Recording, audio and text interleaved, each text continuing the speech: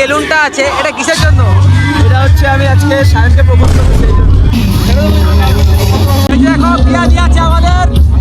আমি এখানে নমস্কার, আমি সায়ন অ্যাজ এ নবদ্বীপের সিক্রেট এজেন্ট। আমার আজকে প্রথম তো সকালের হ্যাপি মিল খেয়ে আমি রেডি হয়ে বেরিয়ে পড়ি ডিউটিতে, এবং বেরিয়ে দেখি আমার ড্রাইভার হেলিকপ্টার নিয়ে চলে এসেছে। এটাকে যারা বাইক বলে ভুল করছো তাদেরকে বলে দিই, এটা তো আমাদের সাব বন্ধুর মতো রূপ বদলাতে পারে। ডিউটিতে গিয়ে আমি কিছুক্ষণ মোটিভেশন লাইন শুনছিলাম, কিন্তু তখনই হঠাৎ করে এক আতঙ্কবাদী আমাকে সন্দেহ করে। আমার নাম জানতে চাইলে আমি বললাম হামজা, হামজা আলী খান। এটা শুনে ও বললো ইনস্টাগ্রাম রিলস, আমিও দেখি, এবং আমাকে টানতে টানতে নিয়ে যায়। শেষে আমার কাকতি মিনতিতে ভয় পেয়ে সে বললো যে তোমাকে ছাড়তে পারি একটা শর্ত, কিন্তু শর্তটা আমার ভালো মনে হচ্ছিল না এবং আমার সাথে জোর জবরদস্তি করতে থাকে। অনেক কষ্টে সেখান থেকে পালিয়ে আমি একটা জিনিস বুঝলাম, এই রাজ্যের ছেলেরাও সেফ। যাই হোক, আমার ড্রাইভার বললো যে টিফিনটা করে নিতে। আমি যখন শুনলাম যে কে বানিয়ে, বললো স্যার আপনার বউ। তাই বললাম খাবারটা ডিগিতেই রেখে দিতে, কে মরবে এই বয়সে। তখন দেখছি হঠাৎ করেই রাত নেমে এবং চন্দ্রবিন্দু নামক ব্যান্ড নিজের গান গেয়ে সবাইকে মোহিত করে তুলছে। আমি সবাই বুঝতে পারছি যে এটা ওদের একটা প্ল্যান আমাকে ধরার জন্য। তাই আমি সেখানকারই এজেন্ট থেকে জ্যাকেট কেড়ে নিয়ে নিজের ছদ্মবেশ ধারণ করলাম, এবং জানি না কেন আমার নিজের ড্রাইভারই আমার পর্দা ফাঁস করার চেষ্টা করছিল।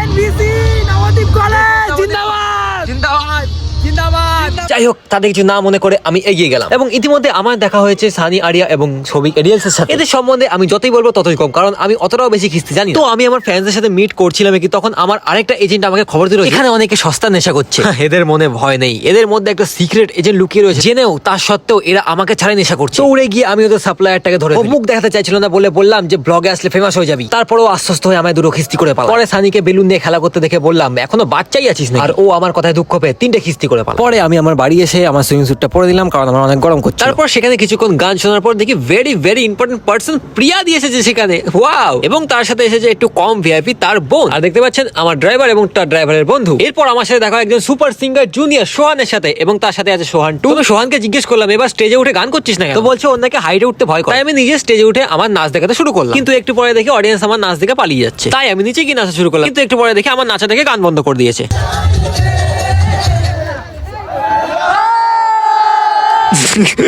মানে লিটারালি কারোর কপাল কতটা খারাপ হতে পারে। দুঃখ কাটাতে ভাবলাম একা একা পকোড়া খেয়ে আসি, তখন দেখি, কিন্তু আমি একটা জিনিস বুঝতে পারলাম না, 1 কিলোমিটার দূর থেকে পকোড়া গন্ধ পেলো কি করে। মুস্কুরাহাট তো দেখো। তো পরে আমার আরেকটা দিদির সাথে দেখা হয়ে গেছিল, যে অনেক বড় কন্টেন্ট ক্রিয়েটর, এবং আমি তার কন্টেন্ট গুলো হোয়াটসঅ্যাপের মধ্যে দেখি। আমি বললাম তোমার কন্টেন্ট গুলো আমার দারুণ লাগে, কিন্তু দিদি আমাকে অন্য ছেলেদের দিকে নজর দিতে বলছিল, কিন্তু আমি দিদিকে বললাম না আমি কমিটেড, অন্য ছেলের দিকে তাকালে আমার বয়ফ্রেন্ড রাখবে। আরে এটা জোক ছিল আমি গিয়ে নই। সো জোক সাপার্ট, রাত 11টার সময় আমরা বাড়ির দিকে রওনা হলাম। গল্পটা যদি তোমাদের ভালো লেগে থাকে তাহলে লাইক এবং কমেন্ট করতে ভুলো না, এবং আমাকে সাবস্ক্রাইব করে রাখো, কারণ আমি এরপরেও এরকম ভালো ভালো গল্প আরো নিয়ে আসতে চলেছি। এবং তুমি যদি আমার ফেসবুক থেকে ভিডিওটা দেখছো তাহলে আমাকে ফলো করতে কখনোই ভুলো না। তাহলে আজকের মতো ডিউটি শেষ, বাই বাই।